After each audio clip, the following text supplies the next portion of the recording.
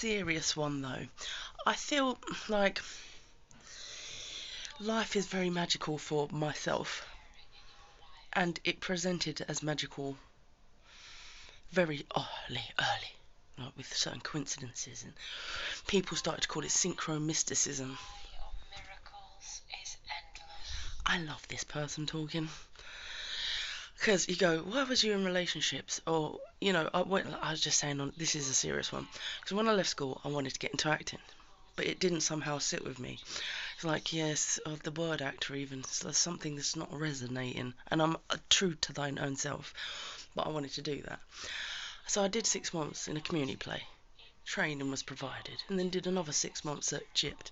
But it was like a week before it was ready to be put the play on, I dropped out. Why? Because I was having a conflict of interest, identity crisis, I suppose, if you can't be yourself. And I told a friend I liked her, which was a really dumb fucking move. Like, I think you give them plenty of opportunity to sort of say, like, hinting and stuff. And then I didn't, and then I did. And I was like, oh, I don't really want to do this. So I was true to myself. And I thought, what better way, if you eventually get round to that dream, is studying people or just being in working environments and just being around people, like the bloke off Benidorm. He says, like, you just take bits of what characters are and you make characters, and people don't see acting as any more serious than that, because it's mimicking, or it's just mimicking other people, isn't it, really? But then people say you should go to university and study for 3 years, which is a great way to be institutionalised, which I didn't really feel like doing, because I don't like confines. I suppose that's the appeal of acting, because it's always different and you're always new people and it's exciting, I suppose, right? So that's why are you drawn to it? I don't want to be in a place for 3 years. Guess that kind of bugged me.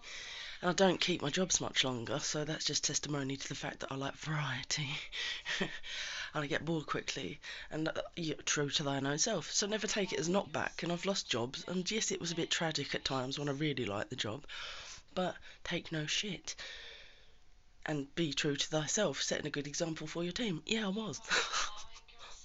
you know, and it's just like, yeah, when it gets tragic, and it can get tragic, because in the personal life front, I was just like, why is it always test of moral character, moral certitude?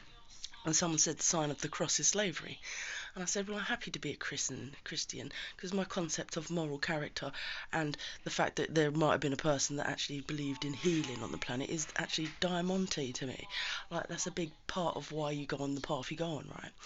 So I was given this book by someone called Healing Hands to read, and that was about Reiki and crystals when I was doing dance. And I was like, that's magic, yeah. People think they can channel energy, and the idea of prana. Some people say they can feel it. Prana, chi, the energy that you're taught to feel like a spongy substance that you push around your body, entire chi. Universal energy, chi, prana. It's got 5 names.